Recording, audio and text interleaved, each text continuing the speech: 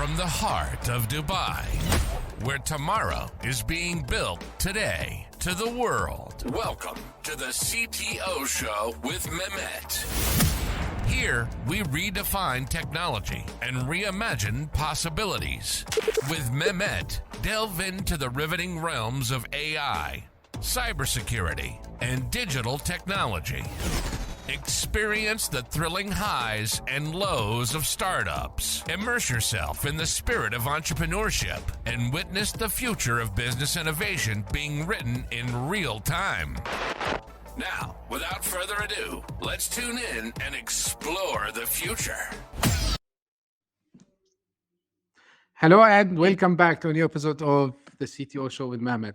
Today, I'm very pleased to welcome back one of the guests that I was honored to host last year, Ken Lonyai, product and design expert. I would call you, Ken, if you allow me, AI product manager and designer at the same time. So, Ken, thank you very much for being with me.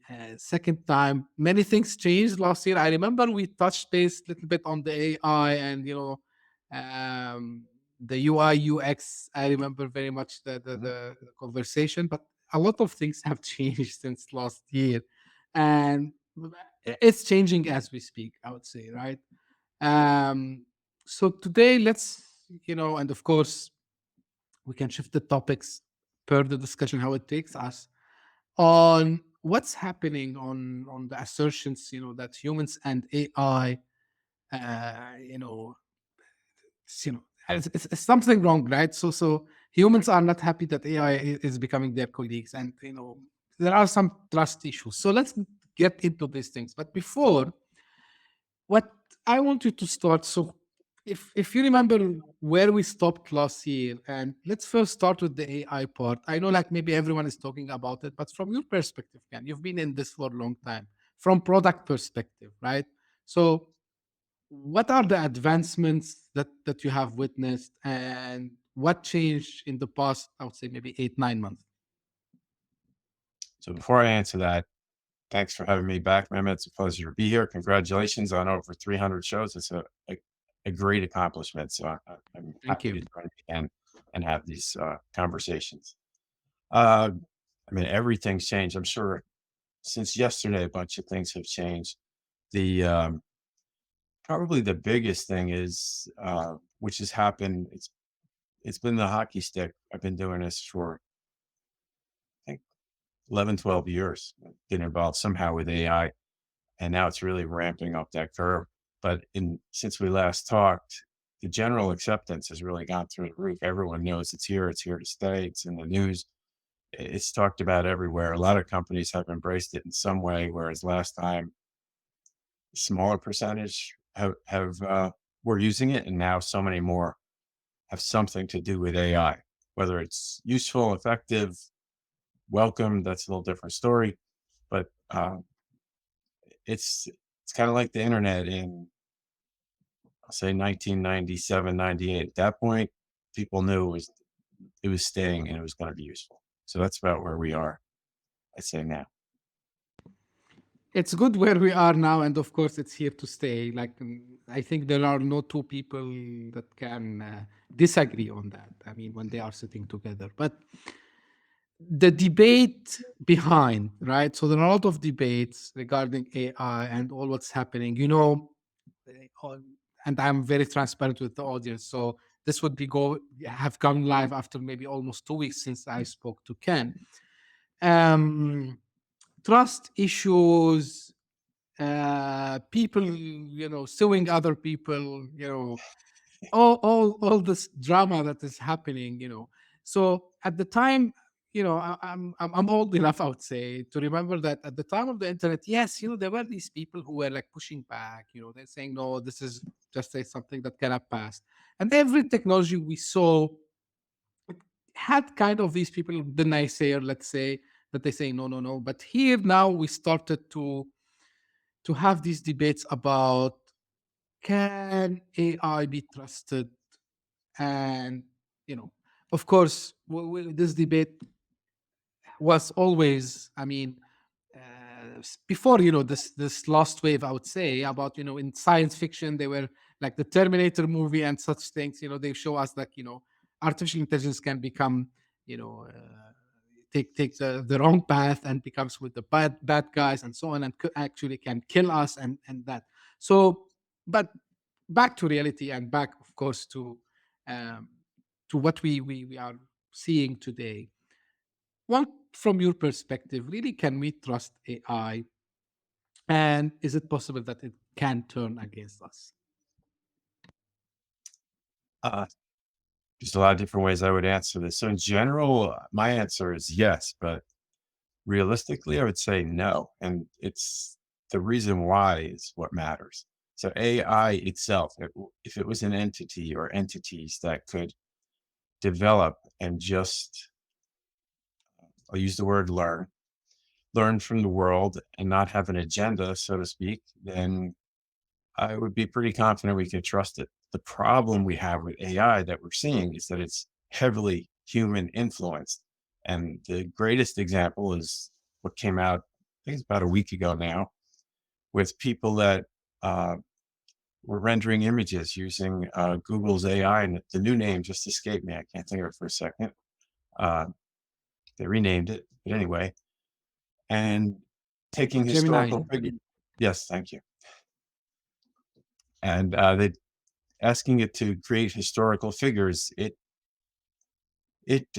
applied some woke culture to it to make everything nice for everyone and distorted reality. And that is the problem with AI, and that is the risk why AI can be dangerous because it's manipulated. It's not clean data. It's almost impossible to ever have clean data behind it.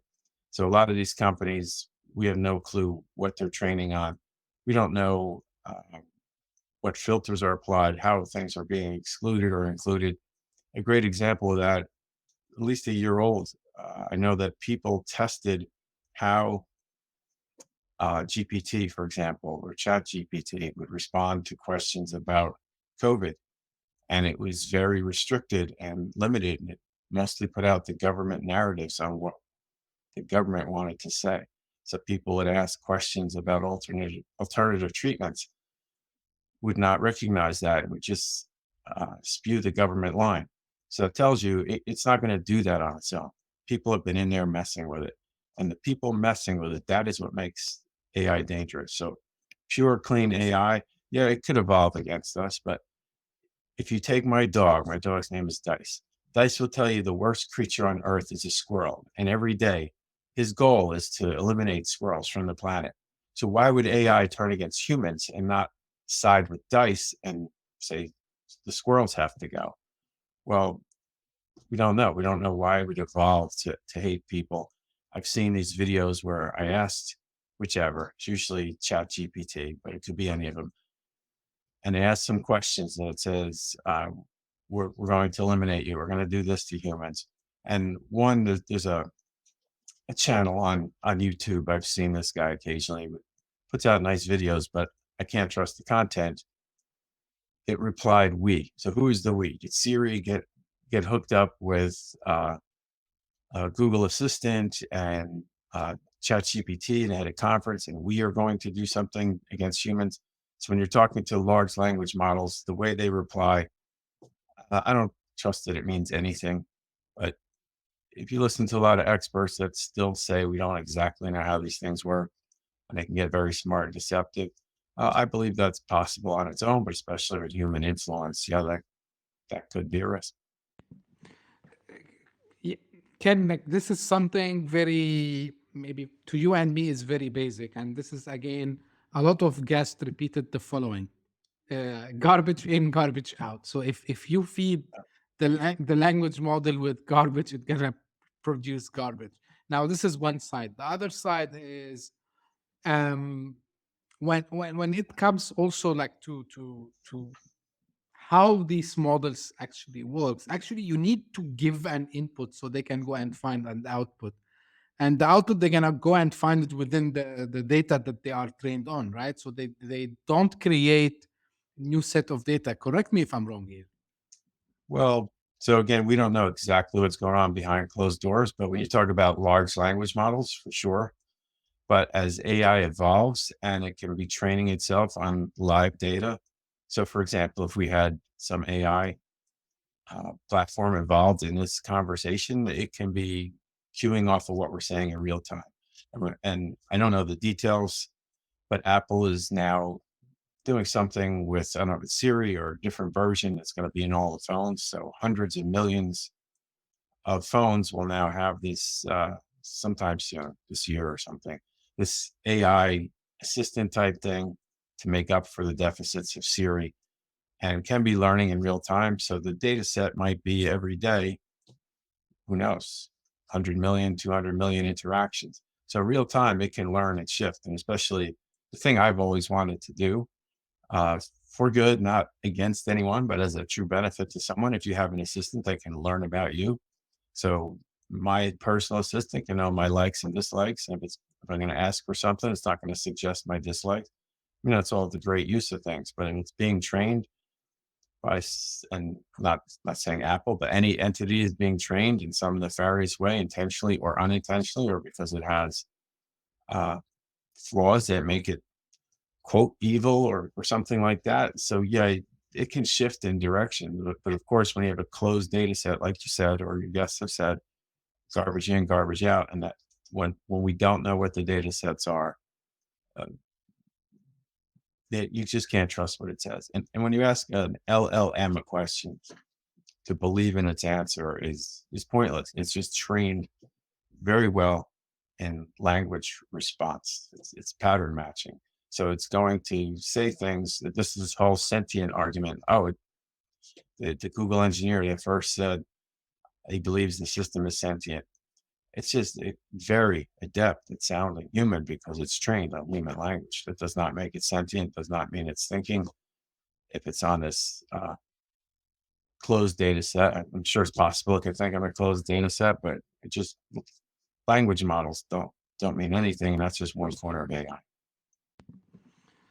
So this brings me to ask you this question, Ken. Like, okay, now you mentioned that now we have multiple options. We have ChatGPT from OpenAI. We have Gemini, formerly called Bard from Google. Dozens.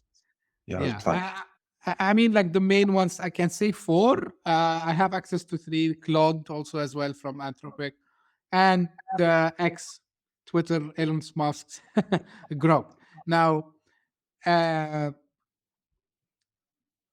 don't you think that on purpose or non-purpose, um, some people are pushing us to think that the AI has this, bad side, right? The dark side that's called. Um, don't you think that we humans are actually affecting what we want the AI to answer the way we want it to answer?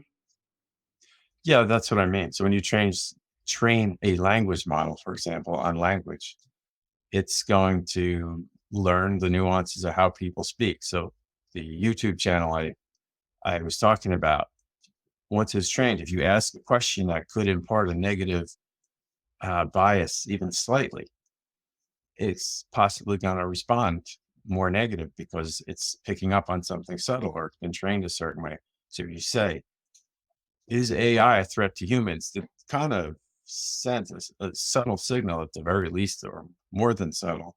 I'm concerned about AI doing something bad. So in its response, you're kind of influencing that versus possibly answering, I don't believe AI is going to ever hurt humans. Do you agree? I think it's going to answer differently, but I haven't done that test. It's a good test to do firsthand. But so, yeah, there's these, and people that study language and communication, I can probably go much more depth on that, but people do signal and it responds. It's very well trained to pick up these subtleties.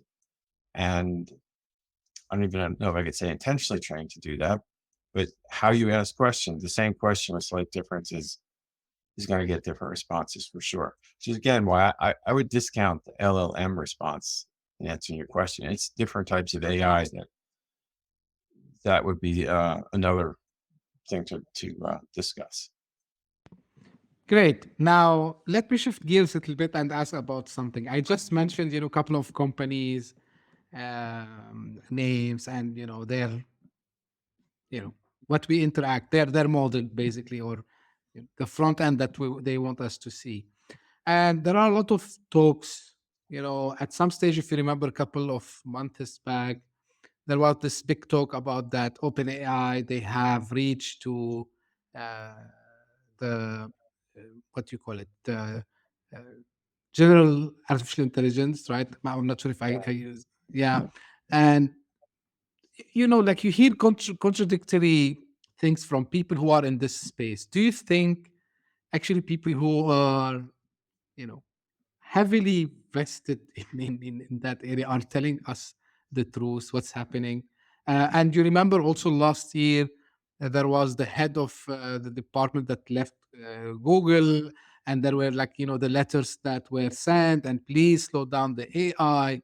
So these things also, I think, affect people a lot, can, right? So, and people maybe they feel okay, maybe they have discovered something, maybe they came out with something and no one is telling us the truth. What do you think about that?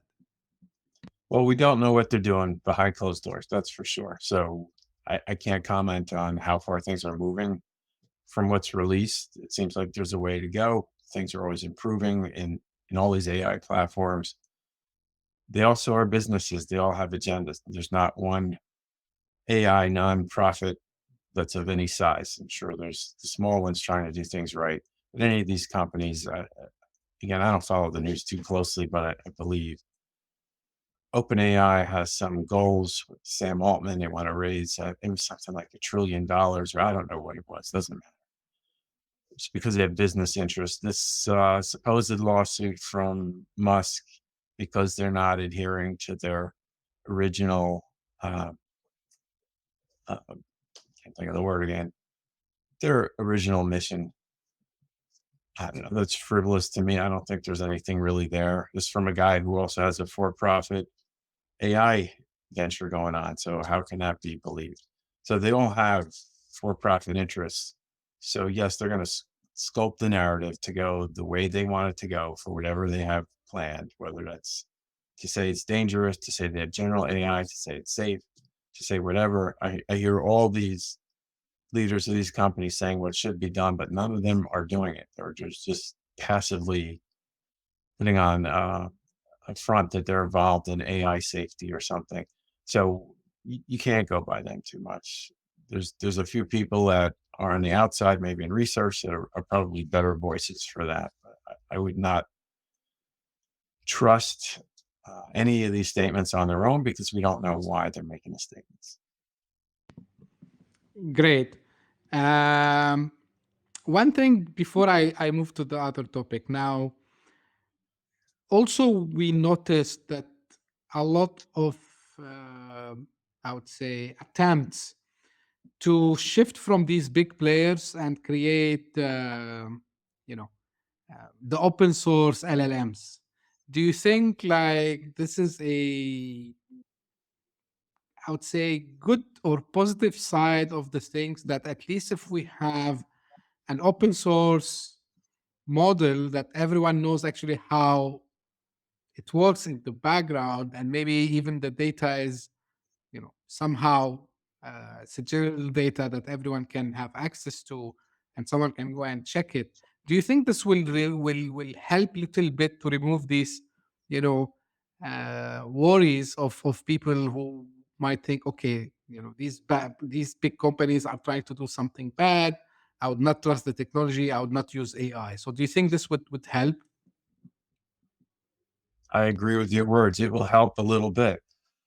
I mean, these open source companies, it's great what they're doing. The odds of any of them getting a big foothold are very slim, because the companies that we know as the top names are so huge, so leveraged already. I don't see how anyone's going to overcome that unless there was some tragedy that struck that really pushed people away from that.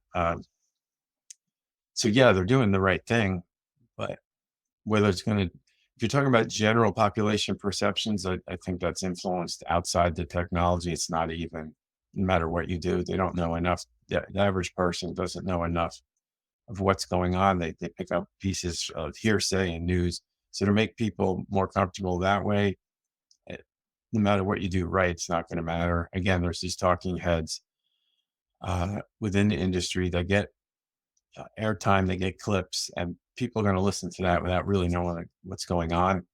So opinion is one thing. I mean, there are facts of what's going on. If you want, we could delve into the threat of job loss and things like that. So that's more practical than the Terminator fear. And it also depends on what audience we're talking about. Yeah, absolutely right. Now, before again, another question came to my mind before we shift to the workforce and how this AI is gonna affect future of work and jobs and all this. We'll discuss this shortly, but I want to go back to the story you mentioned about what happened with Gemini. When they were like you generating images that it was a little bit like an odd situation. Now, how do you think, from your opinion, like such mistake? Uh, First, like, do you think it's like a unforeseen mistake, or like, and No, how Google, or if any other company does the same mistake, how do you think they would be able? And from a product perspective, again, because it's end of the day, these large language models are product that people use. So how they can remove, this or reduce, let's say, the effect of what this mistake have done, because people, of course, nowadays, to your point, what happens, it's like a bubble that grows big, but people will keep remembering, I think, unless they do something. They apologize, they stopped, I think they stopped for a short time now generating images, but what's your take on this? it's a lot of answers there. So what they could do and what they will do are going to be two very different things. The problem is, again, it's the meddling.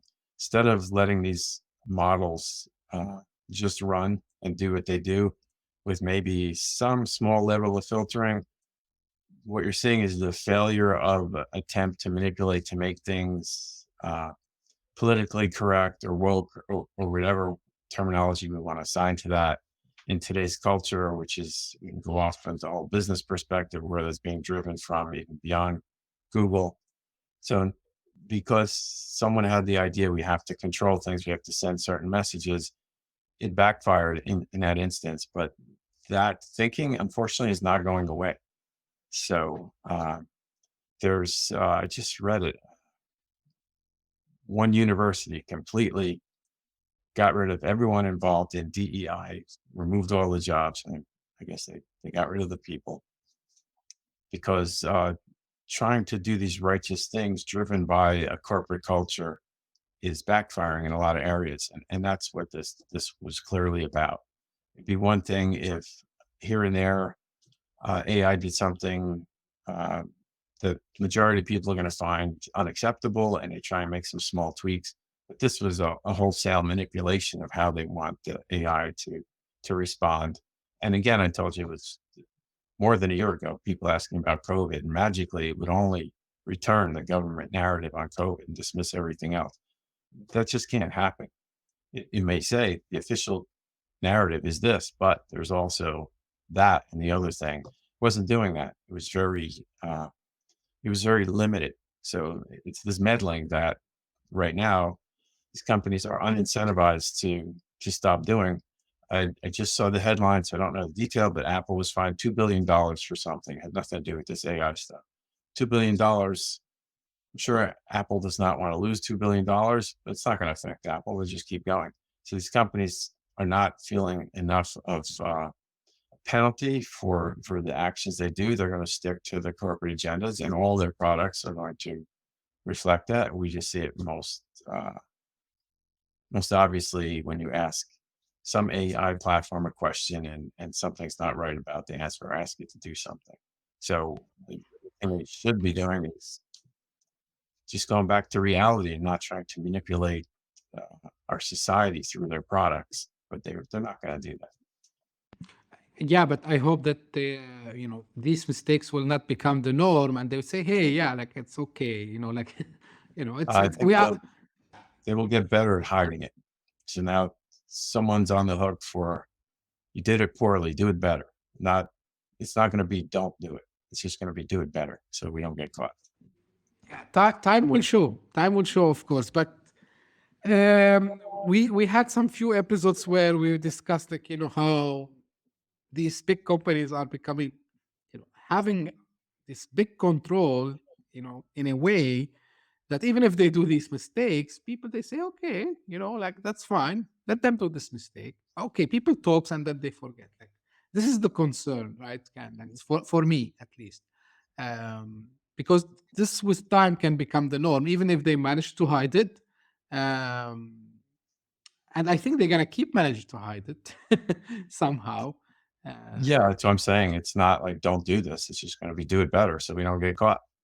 And Yeah, what you're saying is true. Yeah, it is a problem because it's not their role to be deciding what people consume, whether you want to talk about social media platform, right. AI, anything else.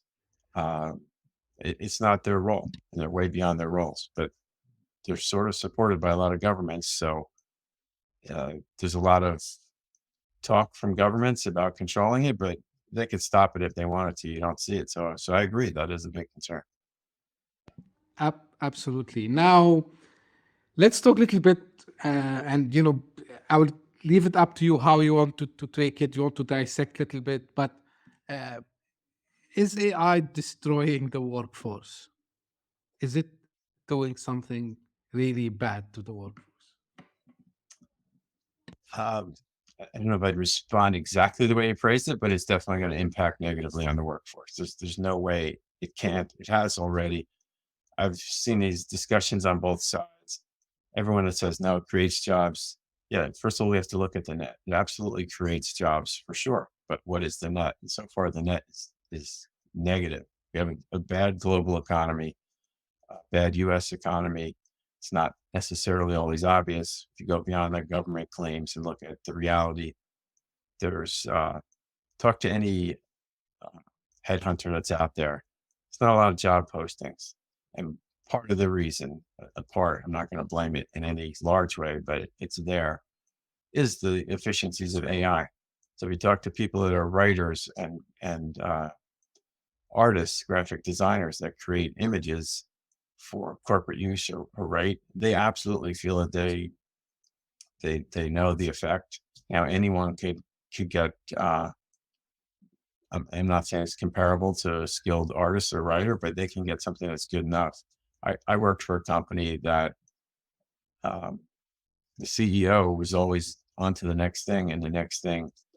And of course, they're going to embrace this, even if it's not as good, but it saves a lot of money. The company is not large and really needs to be watching its budget, and it affects people, affects jobs, and that's not going to change.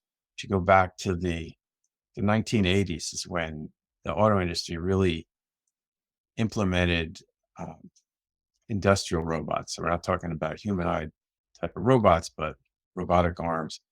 And there's no car today that is spot welded together by a human. But back then and prior, humans did it, and it was eliminated. But those people had the auto unions to protect their jobs. The roles were reassigned. And I'm sure no one in an auto plant today is missing the days of having to do spot welding, which is not necessarily a safe job. So the general population does not have a union protecting them. So any type of automation, which nowadays AI is doing a lot of, is absolutely a permanent threat to the workforce. So the net is definitely going to be negative. And like the question that we ask a lot on this show, and I would ask it to you again because that time, so we didn't go deep on AI that time. Um, are we reaching a phase where actually, the concept of job and work is changing to be something other than what we know today? Actually, we started to see these things, right? So on a small scales, but is the whole concept changing? Are you seeing, for example, some, for to your point, like headhunting and like CV or resume matching, something like this? Is it like something that become obsolete, something like this? some claim, Ken, that okay, at some stage we will have this. They call it universal income. So where you don't have even to work, you just need to give instructions. You give it to some AI agents or bots or whatever. They do the job for you. They they get you the report at the end of the day, and then you continue to sit down or to lie down on your sofa at your home.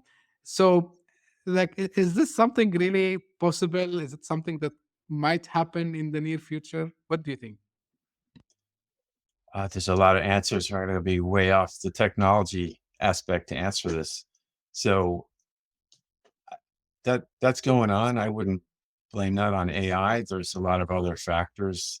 The universal income thing has been talked about by politicians weirdly and cautiously. One person that has talked about it, I haven't looked into it much, but it is associated with him, is Sam Altman, talking about people should have universal basic income, which when they talk about it, it's like $1,000 a month. It's not like you're an engineer making some number, say 150,000 a year, and oh, you're going to get paid that to sit at home. That is not what they mean. They mean the most bare minimum money to get you the least amount of food possible. So it is not a good thing in any way. That's again not AI driven. This is politically driven. It's economically driven.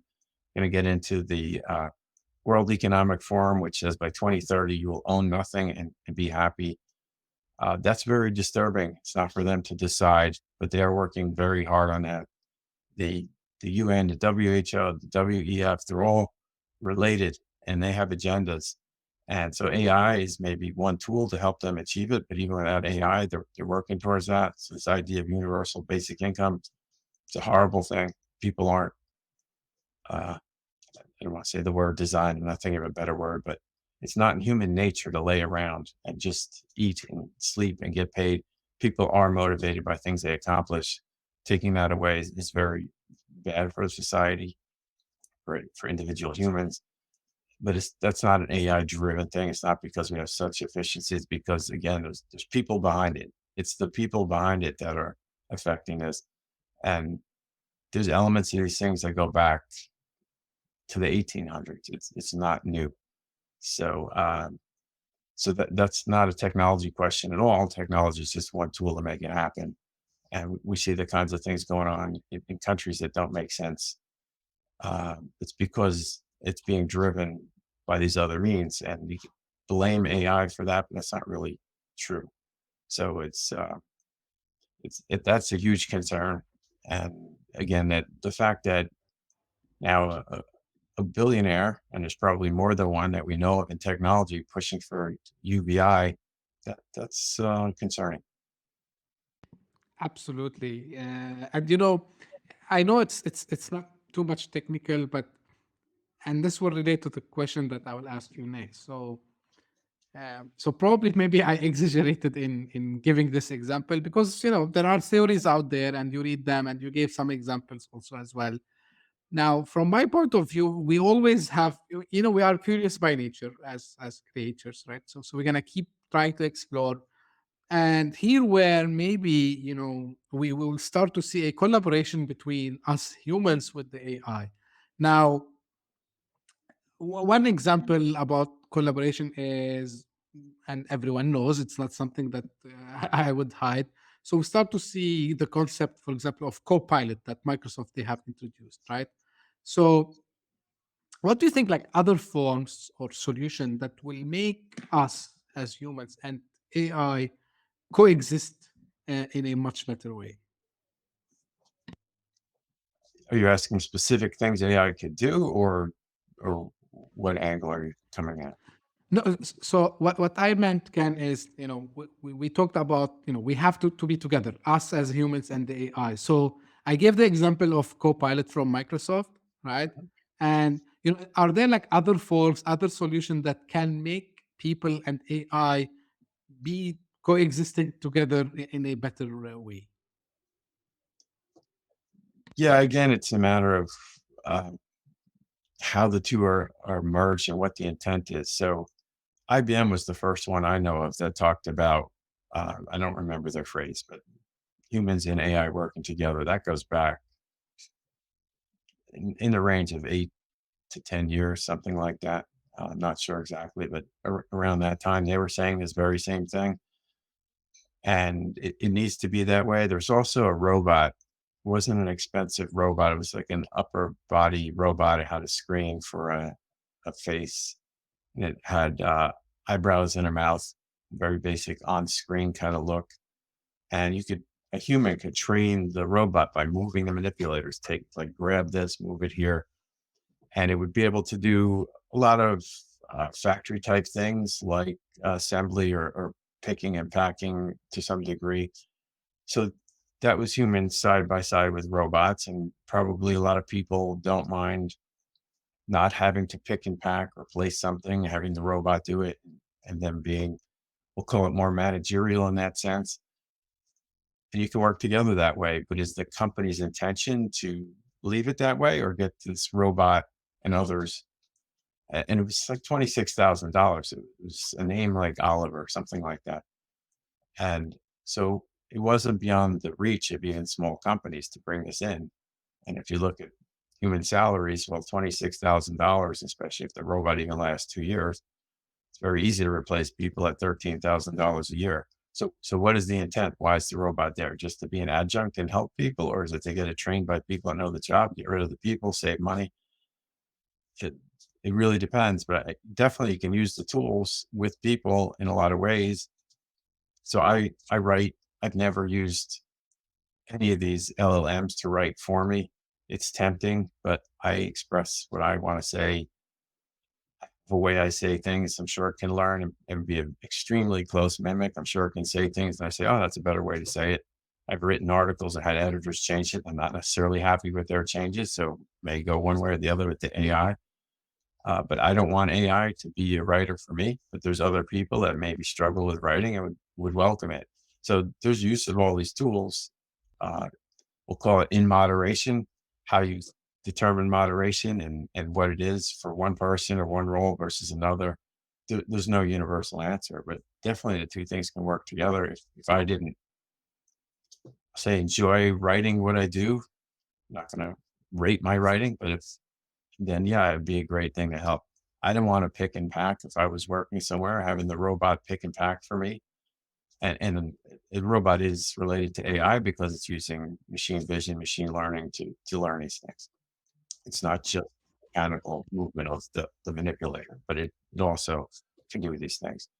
They use machine vision, which is, we'll call it a piece of AI. Imagine products going, some packaged bottled product to make sure the label's straight. I don't want to do that. That'd be a horrible job to make. Maybe some person likes doing that. So there's definitely a quote co-pilot aspect. What it is, where, for whom, and in how much, that's a case by case answer. Absolutely. And I liked this approach. You choose to use it in the area that you feel you need it to help you with. So Yeah. you don't have to use it everywhere. Now, So, something also, yeah, go ahead. please. No, go ahead. Yeah. So one thing also when today, I don't know why, for some reason, like earlier today, like this, something happens in the background. So we see a lot of things, and this morning I woke up, and then this came to my mind, and I know that I can interview you, and you are expert in that field, which is the UXCX. If you remember last time we talked about, so I started to see a trend, right? And I start to see like every single product now that is out there. Of course, they are trying to include the AI part of it, whether it's by integrating with an API of one of the big guys, or maybe they are creating their own LLM, which is only for their own data. Nevertheless, so everyone started to talk about, hey, now you can talk with your data. And what I started to see, like all the user interfaces, right? So from UX perspective again, so every single app, I will give you example, the app that allows me to go and search for home, the app that allows me to go and search for a car, the app that allows me to do I don't know what. This is from a consumer perspective, even the B2B apps. So every single vendor I can claim, they included this And now, it came to my mind: do we still need to design these fancy menus and this? Because if we can just type or chat with the software and tell, hey, go find me the cheapest home in this area. This is my budget. This is what I'm looking for. So what's the future of UX from your perspective, Ken? After we started to see now, I remember it was like May, or yeah, it was May last year when we spoke, and now here we go, 2023. Here we go. We are in March 2024. Sorry, 2023, and now 2024. So a lot of things changed, and the adoption was huge and massive. So what do you expect to see from UX and CX perspective? Because we talked a lot about that last time. Have a few answers, but I'm going to warn you and anyone listening. I'm biased towards this exactly. So if you go back to 2012, we were building a tool called Eliza, which was a personal assistant. At that time, realistically, the only one that existed was Siri. It was a voice first. It was not chat. It's not a chatbot. It was a voice assistant that you would be able to use to personally. It was not about collecting data. It was a personal assistant to help you do things like what you're talking about. Of course, the technology was not there like today. So, and for a number of reasons, a lot didn't happen. Also, this thing called Alexa came out, made it really hard to raise funds at that time to complete Eliza. But exactly, you have one of the use cases right there. I'm looking for a house. Why should I go through menus and sift through some website presenting me different options, which are generally pretty good, but not always? When I can say, I'm looking for a house in this town, in this neighborhood, this is my price range, I want all these features, and even let it remember that if it's my assistant or voice enabled, depending on the platform, maybe today only has a few options, but it's working every time a new listing comes up, and it can just message me. I mean, that's the idea of Eliza. It's just, or was, to message me when it's doing things for me, and I just want to talk to it. The next part of that is, on the day you were born, Mehmet, you communicated the moment after you were born, and you did that with your voice. You didn't know how to form words. You didn't know what it meant, but inherently you made a sound. That was your communication. It wasn't to use eyes and communicate through eyes or hand signals.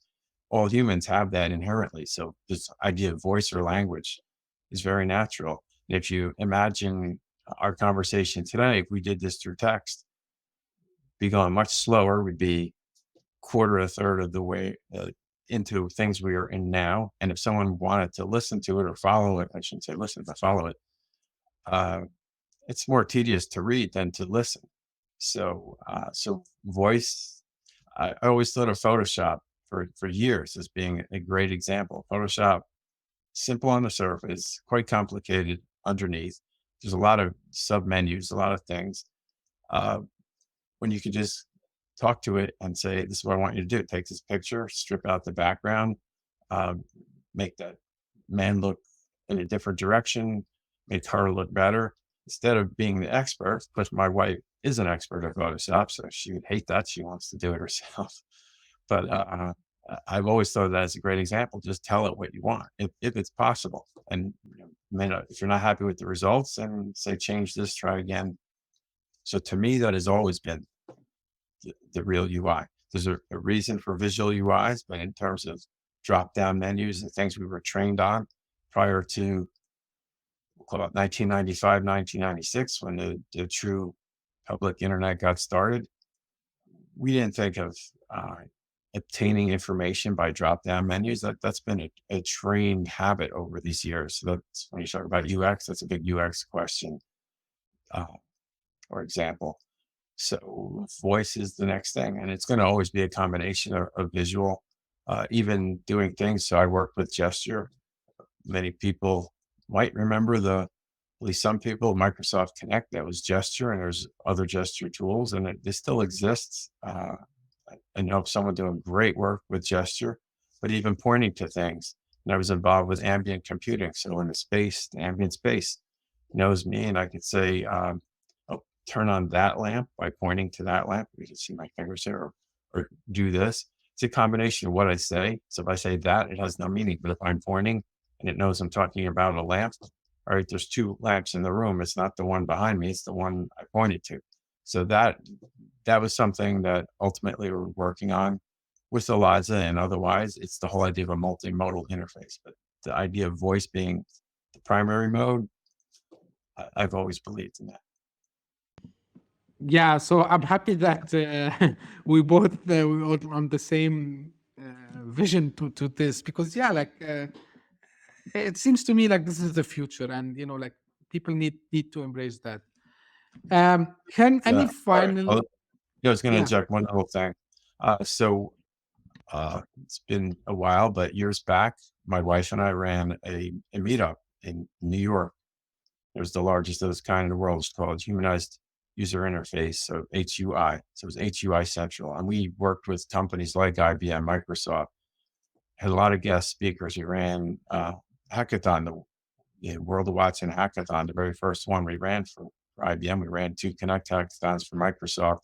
It was always multimodal, gesture, haptics, because that's what human user interface is. We have 5 senses, and we combine all of that. We navigate our world, communicate through our world, and acquire data in our world by using all the senses, not one. It's not visual, it's not voice. So that, again, was a loaded question for me, because that's how I've envisioned things. That's what we were after, is systems that could use multimodal. So I just wanted to give a little more color to that last question. No, I'm happy that I made a day loaded question on purpose, because I Uh, wanted people to get this experience that you have, Ken. Any final thoughts you want to leave us with today, and where people can find more about you? I know, like, we have the website from the last episode, but just for the sake of maybe for the new people who started to follow our show. Sure. So first of all, always a great conversation with you, Mehmet. So thanks for going down this road. It was enjoyable to me, hopefully useful to everyone listening. Um, Final thoughts regarding AI are, it's not something to be feared overall. The main thing is to embrace it, but be aware of what the risks are, whether that's for your job or for your future on planet Earth, and who's behind it. I would not take the talking heads for what they say. I would hold them to higher standards, to not just say things and do things. And AI can be a great tool for everyone. And again, AI is not just an LLM that can write back or even talk back from text to speech. It's the same thing. Things that sound good doesn't mean it's correct or true, and it's never necessarily going to change unless it's a very controlled data set driving it. So companies own data set. So wouldn't get overly upset at LLMs, but just keep an eye on AI overall. And there's a lot of great things that can be done with it. I gave the example of what we were building. As far as finding me, AIproductguide.com or kenlonyai.com is my older website. Either of those, you can find me if you have any questions or anything. And but overall, it's positive. Just keep an eye on people, and we'll be good. Thank you very much, Ken. And yeah, to your point, and this is why even I had the luck to interview people who are doing cool things with AI on the show, founders who are leveraging AI really for you know sometimes not only like fancy stuff, of course, like Right. it's nice to do some fancy stuff sometimes, something cool, but no, really they are doing something that really is helping people, and it's affecting people's lives, making people's lives easy. So yeah, to your point.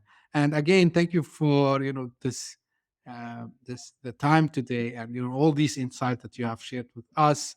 It was always, as always, pleasure to talk to you, Ken, today. I really appreciate that, and hope we're gonna make maybe another episode also in the future. And this Sure. is for the audience. So if you just discovered this podcast by luck, and by the way, some people they said, "Hey, we just find out about you by luck," so it's good. Thank you. So if you did, please subscribe and share it with your friends and colleagues. We are available on all podcasting platforms. And if you are one of the loyal people who keep listening again and again, thank you very much. I really appreciate all your feedbacks. You send that to me, whether by text or by social media messages. I really appreciate that. Keep that coming. I appreciate also sometimes you tell me, I need to fix this, I need to make that. You suggested some topics. So please don't hesitate. If you don't like something, also tell me. This is how I can, enhance this podcast. And yeah, so as I say, as usual, thank you very much for tuning in. We will have another episode very soon. Thank you. Bye bye. Hit that subscribe button, share the show with your tech-savvy friends and fellow entrepreneurs, and leave us a review on your favorite podcast app. Your support means the world to us.